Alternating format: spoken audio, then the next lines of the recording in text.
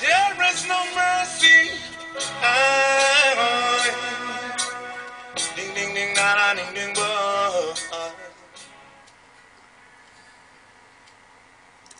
Estábamos escuchando Golpeando las puertas del cielo en una versión reggae y estamos hablando hoy en La Espada de Damocles acerca de un tema complejo que es el lesicasmo, que es una práctica que busca cristiana, que busca la esiquia, que busca la paz interior, la paz del corazón. Y estuvimos viendo cómo los padres del desierto, que fueron los primeros cristianos, que luego de la paz constantina, la paz de Constantino del 312, disgustados con ese mundo, empezaron a buscar maneras diferentes de vivir su cristiandad, su espiritualidad. Y vimos cómo se retiraban al desierto, cómo llevaban una vida monástica ahí, buscando esa respuesta, y encontraron como base la oración continua. Se dieron cuenta que debían buscar una oración simple, monológica, una oración que no multiplicara demasiado las palabras, para poder entonces no dilatar, no complejizar demasiado el pensamiento y adormecer un poco a ese yo discursivo. Y de esa manera la gracia, si así lo quería, iba a mostrarse a ellos. Entonces vimos también, hablamos de Gregorio el Sinaíta, y también estaba Nicéforo el Esicasta. Le cito algunos nombres por si luego le interesa buscarlos. Con su tratado clásico Custodia del Corazón. En el siglo XIV estaba el Tratado de la Santa Oración. Teolepto de Filadelfia en 1250-1324 formó a varias generaciones de monjes. Ignacio y Calixto Xanthopoulos están en la Filocalia. Y Filocalia es una palabra que significa amor a la belleza. Y la Filocalia fue un libro que se publicó en 1782. Fíjese el salto que dimos. Hablábamos del siglo IV, donde en el concilio de Nicea provocó que estos padres del desierto que huyeran a Capadocia y Egipto, donde hacían esta vida monástica, San Antonio y estos primeros, Evagrio Póntico, y empezaron a desarrollar esto de la oración continua, que tomó distintas formas. Para algunos era Kyrie eleison, para otros era esto de ven Señor, socórreme y date prisa. Y así cada uno tenía su manera. Algunos hacían más hincapié en la respiración, otros en el corazón, de sentirlo ahí, pero todos se caracterizaban por una absoluta ausencia de imágenes. Todos los padres del desierto hacen hincapié en no visualizar nada. Uno no tiene ni siquiera que visualizar a Jesús, a la Virgen, al corazón. Es más, decían que si venía algún pensamiento en esa dirección, uno debía eliminarlo, soltarlo, porque decían que eso simplemente eran distracciones, que la verdadera esiquia, la verdadera tranquilidad del corazón estaba en el silencio y en la ausencia de imágenes. Es decir, como la visión de la teología apofática del pseudo Dioniso el Areopagita, que decía justamente que el neti neti, la negación, Dios no es esto o aquello, por lo tanto no es ni Jesucristo, ni la Virgen, ni ninguna forma que uno pueda concebir, porque si uno lo concibe, lo está concibiendo desde el pensamiento, desde los conceptos. Justamente concebir viene de concepto, desde las palabras, desde lo aprendido, y aquello que es el silencio, que es la esencia de todo lo que existe, no puede ser concebido por el pensamiento. Puede ser en tal caso experimentado, si uno lo quiere decir así, pero no con el yo, no con el yo consciente, no con el yo discursivo. Por lo tanto, por un lado la técnica apuntaba a aplacar ese yo discursivo y por otro lado a no generar más imágenes. Algunos sincronizaban, como le digo, la oración con la respiración. Algunos hasta llegaron a decir de retener el aire. Uno inhala, dice Señor Jesucristo, Hijo de Dios, lo mantiene en el corazón como para que limpie ahí, y luego ten piedad de mi pecador cuando uno exhala, como soltando todo. Y esa retención de aire tenía ese fin. Pero eso fue solamente una de las vertientes. En general, a lo que apuntan todas es a no parar de repetirla el día entero, pero el día entero, yo le vuelvo a repetir, el día entero. Entonces en 1782, estamos dando un salto, como le digo, muy grande, en una época, 1700, época de la Ilustración, donde ya surgen pensadores muy racionales, ¿no? Ya es la época de la ciencia, la época de gente que empieza a apostar por el individuo y por el individuo que piensa y por las libertades individuales y por lo no teológico, ¿no? Porque se empieza a ver a lo teológico, a lo escolástico como algo primitivo, como algo demasiado simplón, como algo demasiado dependiente. Y el ser humano tenía que erigirse por sus propios pies.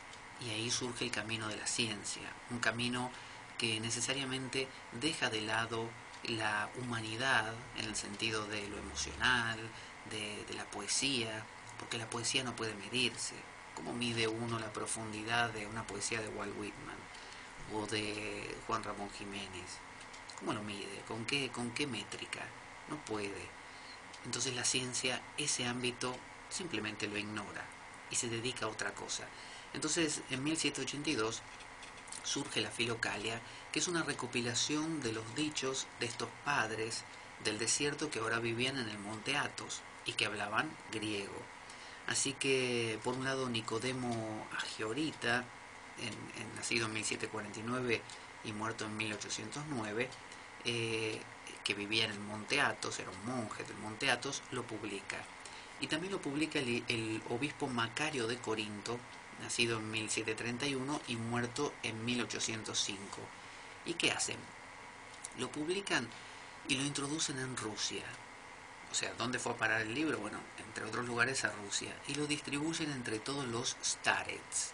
Y usted se preguntará a estas instancias, discúlpame, no quiero interrumpirte, pero ¿qué son starets?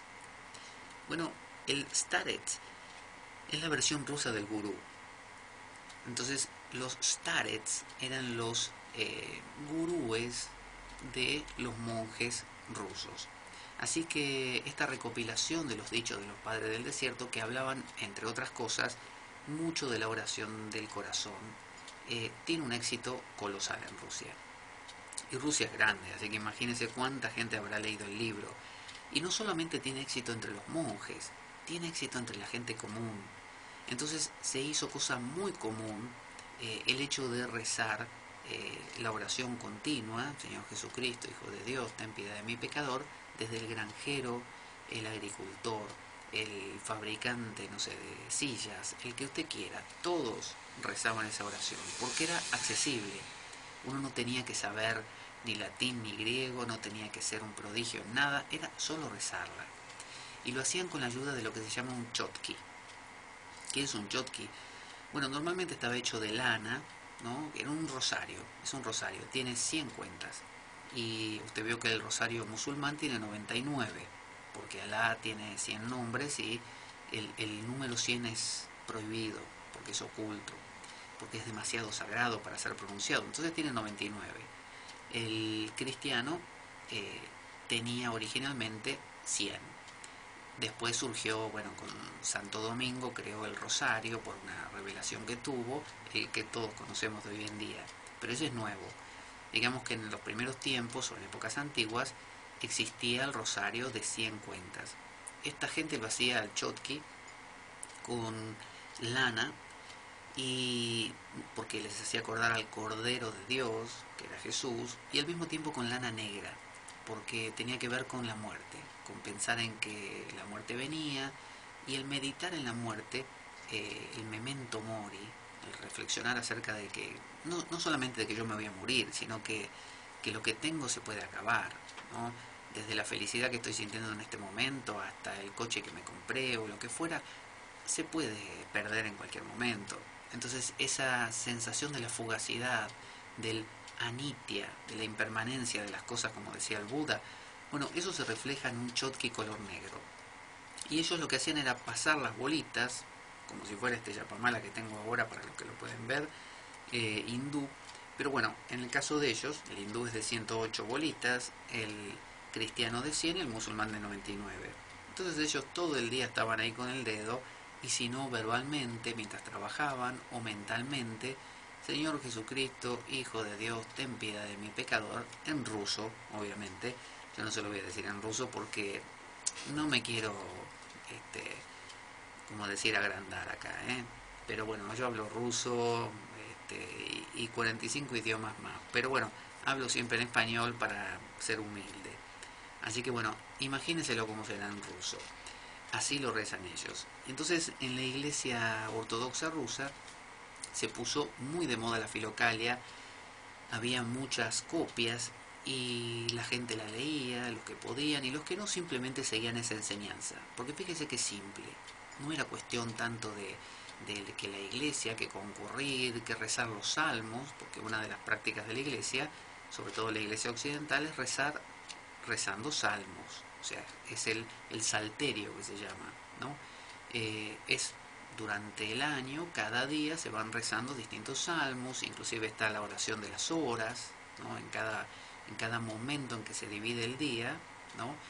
Se reza algo diferente, pero son oraciones y son largas, y hay que leerlas o memorizarlas. Acá es más simple: Señor Jesucristo, Hijo de Dios, ten piedad de mi pecador. Para el hindú sería Om Namah Shivaya, para el budista Om Mani Padme Hum, ¿no? Son oraciones cortas. ¿Qué más fácil que eso? Om Namo Narayanaya, Om Namo Bhagavate Vasudevaya, Kyrie eleison, Señor Jesucristo, ten piedad de mi pecador.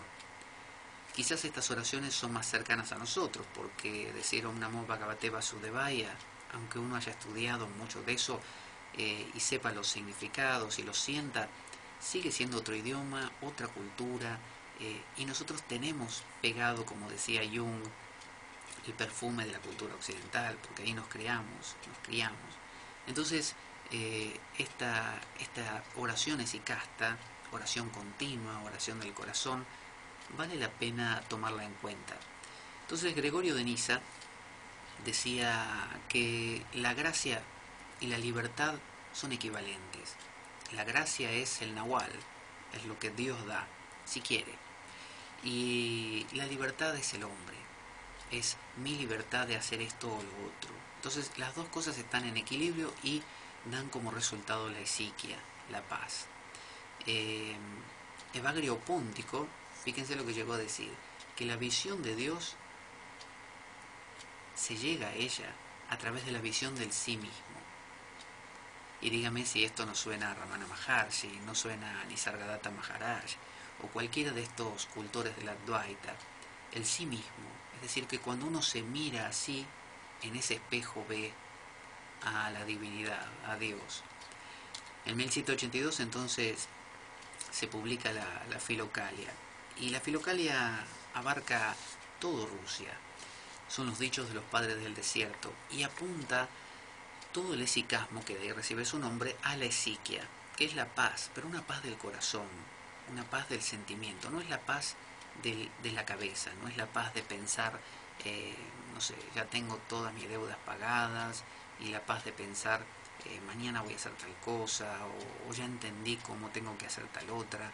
Es una paz que viene del corazón, es una paz de los sentimientos, de las emociones.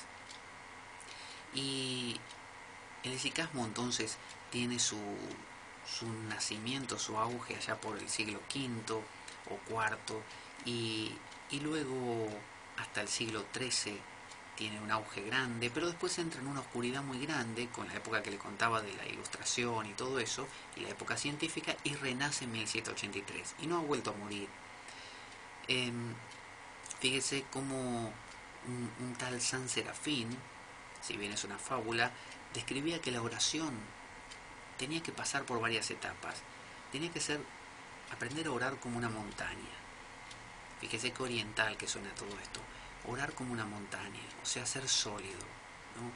Tener aplomo, saber estar en el mundo viendo pasar las cosas, como con desapego, como una montaña que ve gente que le camina encima, que dentro de 100 años está muerta, y viene otra y otra y otra y otra, y la montaña sigue ahí. Luego les enseñaba también a sus monjes a orar como una amapola. Y la amapola, por un lado, es fugaz, es decir, orar de una manera que uno no sabe qué va a venir mañana, uno no sabe si mañana va a estar o no, como de la impermanencia. Es el punto contrario al de la montaña. Y al mismo tiempo la flexibilidad, porque el tallo de la amapola sabe moverse, ¿no?, al son del viento, es flexible, no se opone a la vida. También les decía que aprendan a orar como un océano, porque el océano es vasto, es infinito, y por más que muchas olas le andan en la superficie y parecen armar como una tormenta, en el fondo siempre hay tranquilidad. Que también oren como un oso, león o paloma, que emiten un gruñido, un sonido, es decir, cuando uno está contento canta. Entonces uno puede orar con la voz y decir esta oración o su mantra o lo que fuera verbalmente también, cantándolo con alegría. También les decía que aprendan a orar como Abraham. Y Abraham tiene que ver con el soltar, porque a Abraham le dijo Dios que dejara su pueblo y que fuera en busca de la tierra prometida, ¿no?, del futuro de esa progenie infinita que Dios le prometía. Luego le pidió que sacrificara a su hijo Isaac, y él lo hizo, y al final Dios le dijo que no lo hiciera. Es decir, que sabía obedecer a la vida, a lo que la existencia le planteaba, no como uno que, no sé, le viene una gripe y dice, no quiero la gripe. Orar como Abraham significa, y recuerde que orar es vivir diciendo sí. Entonces, la actitud de Abraham es decir que sí a las cosas, no un sí tonto, no que a uno le digan, mira, dame la billetera, sí, te voy a estafar, sí. No eso, no se trata de eso, se trata de aceptar las cosas que indefectiblemente van a ocurrir, no ponerse como un tonto. También tener compasión, porque Abraham, cuando intentaron destruir Sodoma y Gomorra, esos ángeles de Dios, él intentó interceder para salvar aunque sea a Lot y a su familia. Y también orar como Jesús. Y Jesús tiene que ver con la oración continua, porque Jesús se dice, todo el tiempo le decía a Dios, Abba, o sea, Padre, ¿no? Abba, Abba. Y esa es la oración monológica. Fíjese, no es decir, Padre nuestro que estás en el cielo, santificado, muy largo, no. En la India también tenemos Om Triambakam Yajamahe Sugandim Pustivartanam Urvarukamiva Vandanam Mrityor Mukshiyamam Ritat. Es muy largo. O Om Burhuva Swaha Tat Saviturvaneniam Bhargo Devasyadimahi Dio Yunah Prachodayat. Es muy largo. Pero decir Abba, Padre, o decir Amma, Madre, ¿no?, que es de una raíz indoeuropea, pero que también en arameo, Amma, Madre. Decir, como decían las beguinas, amor, amor. Decirle no a fulano de tal, sino a la vida entera, amor, ¿no?, al amado o a la amada, amor. Son esas palabras, así es orar como Jesús, es usar oraciones monológicas, cortas, repetitivas, todo el tiempo, que generan esa especie de adormecimiento del yo discursivo y una posibilidad de emergencia del nahual. Esto genera la apateia, y la apateia era así como la psiquia es la paz. Bueno, la apateia es, de ahí viene la palabra apatía, que es una palabra mal vista hoy en día, como decir, bueno, estás muy apático, ¿no?, es una cosa mala, pero en realidad se refiere a la apateia, es como una especie de desapego, como no preocuparse demasiado por las cosas, no involucrarse demasiado, no enroscarse demasiado. Tengo gripe, no sé, me dejó mi esposa, bueno, sí, me preocupo un poco, me tenso, me entristezco, pero tampoco tanto, manón tropo, no demasiado. El poder decir manón tropo y no seguir enroscándose infinitamente y haciendo crecer como una bola de nieve es la apateia. Apateia no es no sentir, apateia no es que, por ejemplo, la mujer de Chuanzé había muerto y vino un amigo y lo encontró tocando una especie de guitarra que tenía él, y que era otro instrumento, pero como si fuera una guitarra. Y cuando el amigo le preguntó, Chuanzé, se acaba de morir tu esposa, ¿cómo es que estás tocando la guitarra? ¿No deberías estar triste? Y Chuanzé le dijo, ¿sabes qué pasa? Al principio sí, yo estaba llorando y muy triste porque la había perdido, pero después me puse a pensar, antes de que ella existiera, ¿qué era? Nada. Y ahora que ha muerto, ¿qué es? Otra vez nada. Entonces, si vino de la nada y volvió a la nada, ¿de qué me entristezco? Si todos vamos a volver a la nada. Así que aquí estoy, tocando la guitarra. Eso es la pateia. Chuancé no era que no sentía, sí sentía. De hecho, al tocar la guitarra también sentía placer. Si no, no la tocaría. Si no, estaría simplemente abúlico, sentado mirando el horizonte. Y no, eso es apateia. Entonces, eh, el, el esicasta lo que hace es cantar este canto. Porque cuando yo les leía hace un ratito los dichos de Isaac el Sirio, San Juan de la Cruz, Dioniso el Areopagita y San Buenaventura, hablaban de la no oración, no discursividad, no pensamientos, no palabras, no imágenes, nada. Inclusive decía San Juan de la Cruz que aunque nos dé la sensación de que estamos perdiendo el tiempo, nos quedemos así, en silencio, con la mente ausente. Y ausente, recuerde, no significa en blanco, significa que aunque estén los pensamientos uno no les da importancia, no se centra en ellos. Eso es lo que se llama en la India actitud de sakshi, de testigo, es decir, atestiguar el pensar sin hacer nada. Pero eso es como decir la universidad, es como decir una cosa, palabra mayor. San Juan de la Cruz hablaba a la gente que tenía mucha experiencia en esto. Sin embargo, para aquellos que recién se acercan a todas estas cosas, el camino del mantra, el camino de mantra significa lo que libera, trae a té, la manas, la mente. Entonces el camino del mantra es válido, porque el camino del mantra permite, eh, como le digo, adormecer ese yo discursivo y que poco a poco se alcance un estado de psiquia, de paz del corazón, donde uno no esté sacudido por una especie de odio a fulano, desprecio a mengano, amo a fulana, quiero, no sé, estar en tal lugar, todo ese sacudón emocional. Bueno, esa calma es la psiquia y la pateia es la capacidad de soltar todo eso. Entonces, eh, hay actitudes físicas que ayudan a la pateia y a la psiquia. Por ejemplo, si uno se mete en problemas, no sé, se mete en 8.000 deudas, compromisos sociales, está de fiesta en fiesta, queda con todo el mundo para hacer miles de cosas, bueno, no va a tener nada de paz, porque va a tener miles de cosas que resolver en su cabeza. Pero si por el contrario disminuye esas actividades, no a cero, porque uno no tendría función social ahí, no sería un ser humano, sino a las sanas, a las que hacen bien, a las pocas que hacen bien, entonces uno va a cultivar más fácilmente la apateia.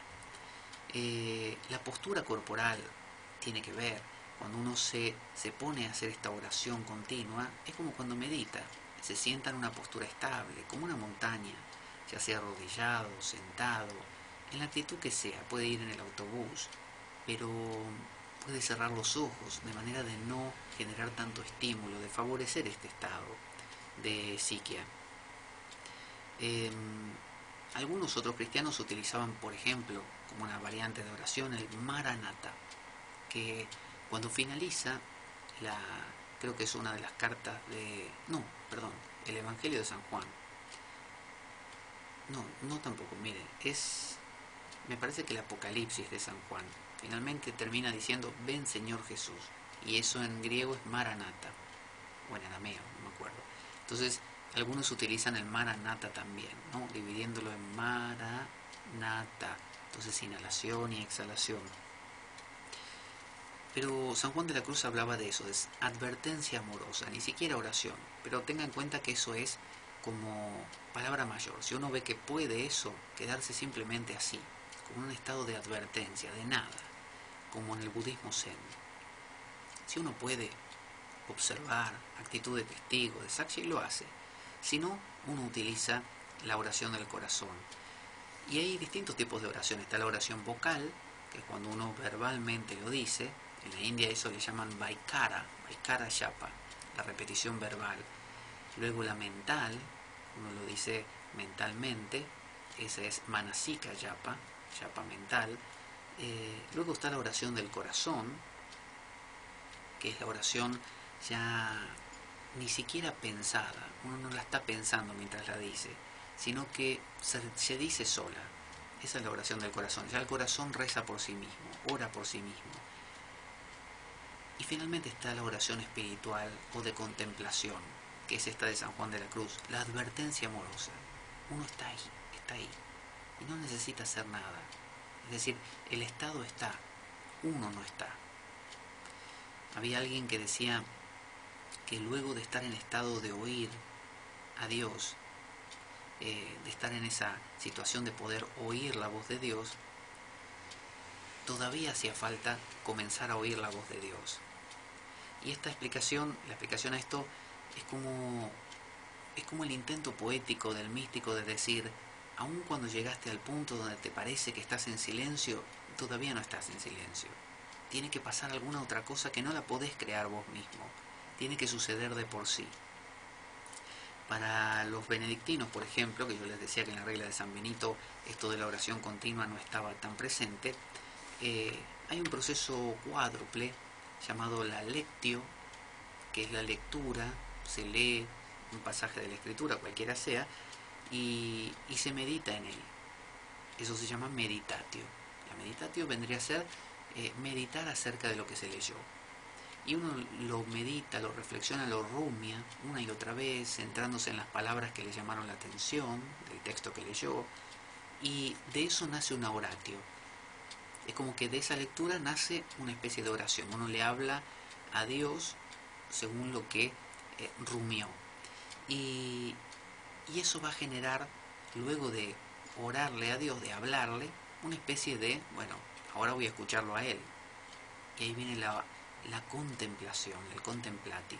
Entonces sería primero primero lectio, leer, después meditatio, reflexionar sobre lo leído, después oratio, hablar, y luego contemplatio, escuchar. Ese contemplatio es lo que decía San Juan de la Cruz, pero a veces el contemplatio es demasiado ajeno a nosotros, entonces empieza por el oratio. Y la oración continua del corazón, monológica, repetitiva, es una forma simple de como ir apaciguando, cantándole la nana a la mente. Santa Teresa de Ávila, una mística obviamente española, decía que primero estaba la meditación, que recuerden que para el mundo cristiano la meditación no es lo mismo que para el mundo oriental, que implica silencio. La meditación es reflexión para el mundo cristiano. Entonces ella decía, primero viene la reflexión, meditación, luego la contemplación incompleta, ¿no? Es como que uno escucha pero todavía incompletamente. Luego venía la oración de alabanza unitiva, es decir, uno se siente exaltado y le reza a Dios sintiéndose muy cerca de Él emocionalmente. Pero luego venía la contemplación perfecta, que es una escucha absoluta, un nada. Pero fíjese que usted sienta a una persona y le dice, bueno, ahora sentate ahí y no hagas nada. Estate atento nada más. Advertencia amorosa. Al minuto y medio la persona se levanta y le dice, mira, me voy, porque esto me aburre supremamente. En cambio uno le dice, mira, repetí esta frase una y otra vez. Y eso es otra cosa. Para los carmelitas existe la vía purgativa, que es cuando uno se va deshaciendo de viejas cosas que tiene acumuladas, pensamientos, emociones, culpas. Luego viene la vía iluminativa, donde uno descubre cosas nuevas de uno